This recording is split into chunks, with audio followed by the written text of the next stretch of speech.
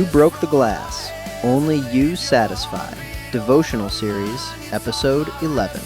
You broke the glass I worshipped as a wall, and turned my ache to where the waters fall. We built something out of glass and called it a foundation.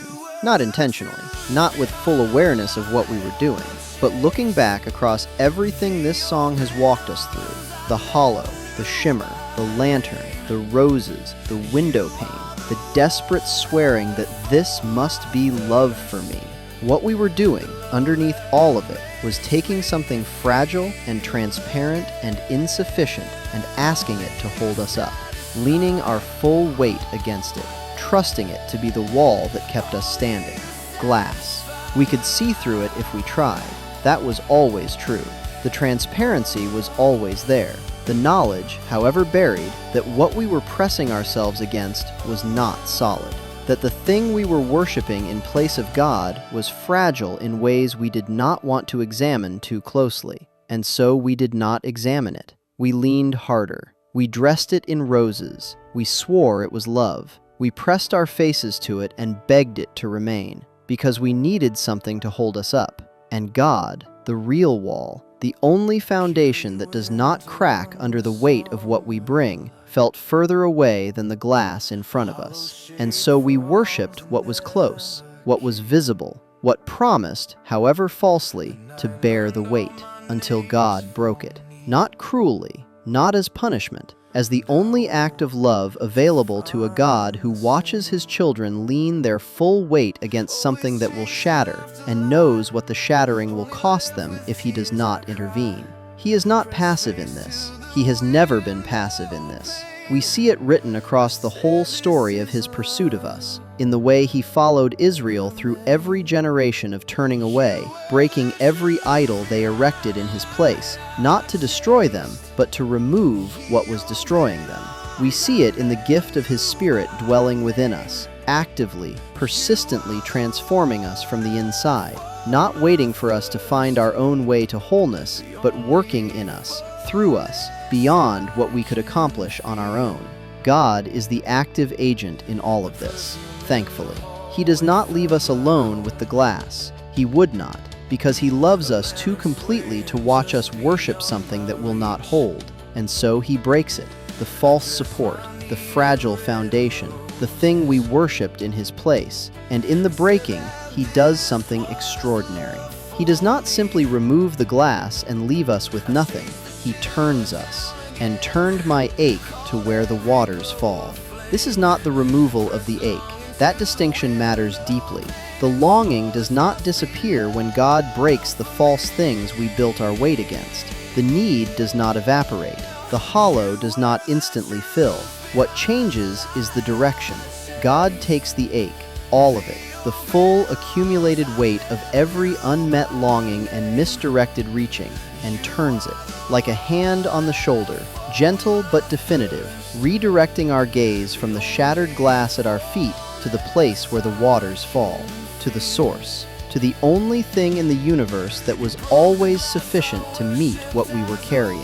This is what those longings were always for, not to torment us, not as evidence of our brokenness or God's distance, but as arrows, bent by years of misdirection, confused by wounds and false lights and roses offered to insufficient things, that were always, underneath everything, pointing toward him.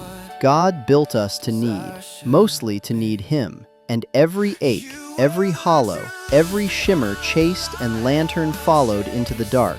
All of it was the need expressing itself in the only directions it knew, waiting to be turned toward its proper source. I know what it is to have God show up in the breaking. There have been moments in my life where the pain hit, the longing hit, with a force that left me with nowhere left to go, where the glass shattered and I had no remaining wall to lean against, and the only thing left was to cry out, not with composed, carefully worded prayer, with pure, unfiltered anguish, the kind that comes from somewhere too deep for language to fully reach. And he stayed. That is what I remember most. Not a vision, not a dramatic intervention, not the immediate resolution of everything that hurt, just presence. His presence, poured over the ache like a soothing balm, like cool water over something that had been burning for too long. The the God of the universe, staying with me in the broken place, not fixing it instantly, not explaining it, just there, unmistakably, undeniably there. That is what the waters falling means from the inside. Not a theology, a presence, the living God making himself known in the hollow, in the breaking, in the place where the false wall finally gave way. Jesus sat with a woman at a well in the middle of the day, the hour that spoke of her own kind of hiding, her own version of the glass she had built and leaned against. And he offered her something she had not come looking for. Everyone who drinks this water will be thirsty again, but whoever drinks the water I give them will never thirst. Indeed, the water I give them will become in them a spring of water welling up to eternal life. John 4:13-14. Not a well you return to, a spring that lives inside you. The difference is everything. A well is external, requiring the return trip, the lowering of the bucket, the drawing up of what you need from outside yourself. A spring wells up from within. It does not require the journey back. It does not run dry between visits. It is there, in you, sustaining you, sufficient, because the living God has taken up residence in the place where the hollow used to be, and has become the source himself. This is what God does when he breaks the glass. He does not leave the space empty. He fills it with himself. He turns the ache toward the waters that fall, toward the only source that becomes a spring, that wells up, that satisfies, not temporarily, but eternally. The psalmist knew this water. He leads me beside quiet waters. He refreshes my soul. Psalm 23:2-3. Not the frantic well-seeking of someone desperate for the next shimmer. Beside quiet waters, led there, refreshed there, by the one who knows exactly where the aching soul needs to be brought and is faithful to bring it. The glass is broken now. Whatever you built your weight against, whatever fragile, transparent, insufficient thing you worshipped in place of the only real foundation, God has been breaking it gently, persistently, with the specific, patient love of the one who knows what the shattering costs, and does it anyway, because he loves you too much to leave you leaning against something that will not hold. And the ache, your ache, in all its forms, under all its names, is being turned, slowly, not always painlessly, but surely, turned toward the waters that fall, toward the spring that does not run dry, toward the only fullness that does not fade in the morning. He broke the glass. He will not leave you in the breaking. He is already turning you toward the water.